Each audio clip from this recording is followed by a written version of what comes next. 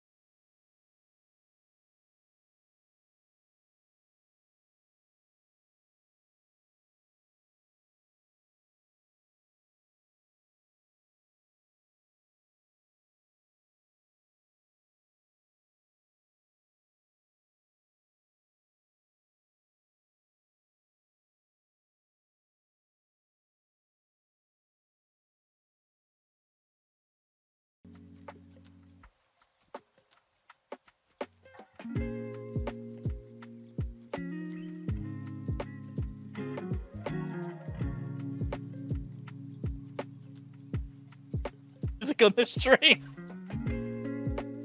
Hey, are we back? We're back. All right, sweet. Woo! I think we're back. Perfect. All right. Just Straight back into it. I just put on some music as well. I just put on some like chilled out music I as love well. it was chilled lounge music in the middle of this hype. That's fucking literally match. what I had open in my browser. Sorry, I was like, okay, Love let's it. go You with guys this. could have heard it. We had Anyway, the best anyway. commentary known to man. We were talking about like this amazing strategy going on here. This was Okay. top notch, A S tier stuff. Catch us up, we And you know. missed.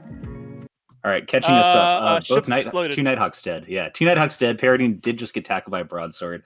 Hugin of Melinda is having a little bit of trouble screening people off here. I think it's because it's a shield Hugin. He does have the broadsword of Fuse tackled down and webbed and painted, and now he no longer does. There's EC drones being spread everywhere. We're trying to catch up here. I think that people are getting jammed. It's pretty crazy. Rainbow Wolves is actually doing a little bit less good than I thought they would with the That's setup starting that to they had. pick apart all the tackle now. Like all the tackle's essentially gone. Rainbow Wolves might actually have a chance from this point onwards, as long as that broadsword's held off. They should be able to keep away from the Nighthawk. Use the Onyx's extendo scram ranges to stop it from getting close enough. Yeah, They as can also long play for you're right distance time. there. No, this is one of those things where it's like a piloting thing, and we've actually seen Rainbow Wolves pilot very, very well. Though one of the Onyxes kind of was tackled. Looks like he just got out of range. Rainbow Wolves is doing a really good job screening all those Nighthawks off. So they are kind of slow ships, and as long as that Hugin stays alive, they can just permanently web people down. It was a little messy there for a second. I wonder if they had a disconnect issue too. I'd like to see these Yeah, jackdaws little bit. that are light missile fit actually kill Lee Mao and the Kirin, who's been applying reps to Fuse to Shanka in the broadsword this entire time. Yeah, I've been waiting for that second Kirin to die and the second Scalpel to die, and both of them are still alive. The Scalpel obviously, has more excuse, but why that Kirin's still alive with two jackdaws on the field, I do not know. He should be removed. They can just put sharpshooter and obliterate him with a single volley. Yeah, it's kind of weird, especially with the Hugin. I think the Hugin's been getting jammed. He does have a ton of EC drones on him, so that does help. They do finally take the broadsword down to Fuse. It is important to notice that Rainbow Wolves has lost two of their Nighthawks. One of them got basically he wasn't moving at all, and the other one got grabbed by a broadsword.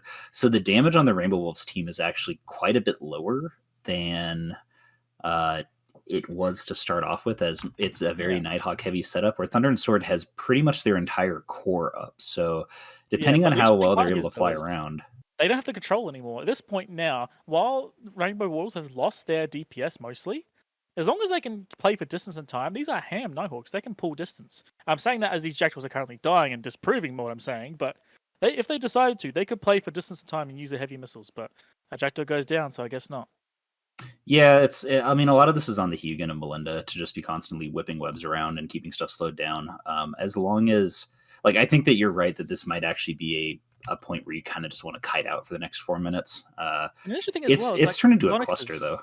These Onyxes have 20-kilometer plus scram ranges because of the bloody Higgs stuff. They're ridiculous. Unless there's been a band that I don't know of. They can actually do that. No, they can do it, but the problem is Nighthawks can hit 225 with heavy missiles. Oh, no, so if you're scramming, you scram and run. It's possible.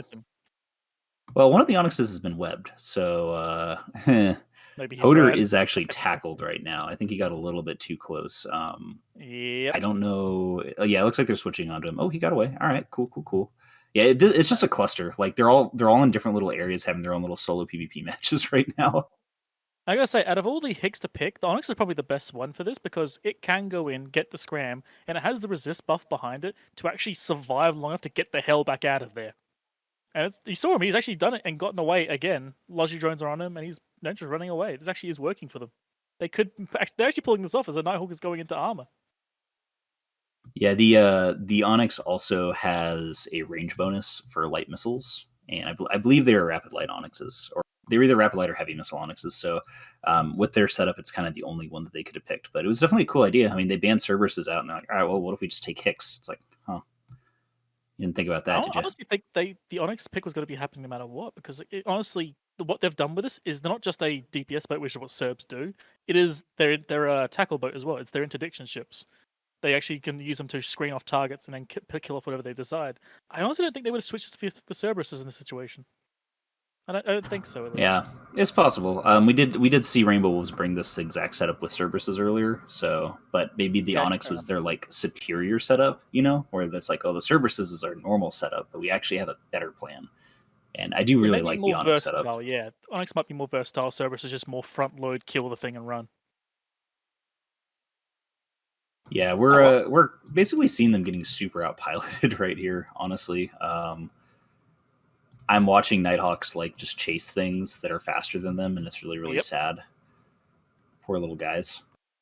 And they honestly, they're boasting about well, even if they like scattered right to try and like pincer and grab a ship, the Onyxes could use their scrams, stop them from moving, find a way out, and then just leave again. It is so brutal. Even if they caught them, they would go down, as a Nighthawk does go down.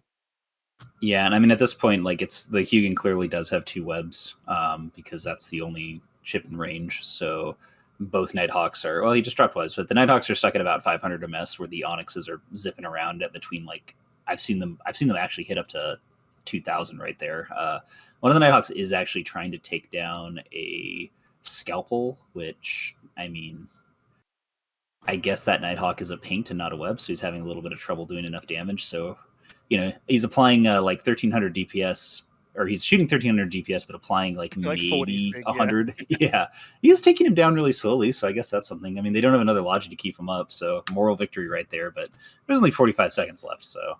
Yeah, I actually quite like this comp, to be perfectly honest, because like they've got a lot of resist bonus ships that synergize really well with the Logi that they've got, so they can get as much rep as they can out of it, while also being hopefully fast enough and have enough tackle to run away. I quite like it, to be honest. It's a nice change on the Nighthawk meta. Yeah, it's pretty good. It's definitely very piloting intensive, which can be a good thing or a bad thing. I wonder if Thunder and Sword had, like, if they had brought their own Hugin instead of a Rook, this might have gone very, very differently for them, just because they would have had the ability to kind of counter web.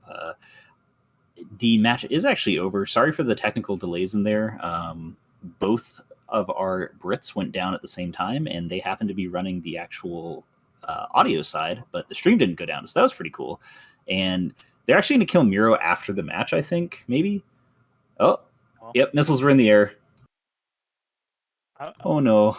This is actually some 4D chess from it. I just looked at the bands, and they've done something really smart here. Yeah, I know it was really cool, or like really, really well set up. Unfortunately, we lost some audio, but I really like that setup.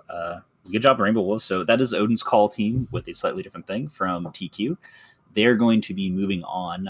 These matches are elimination, so Thunder and Sword is now out.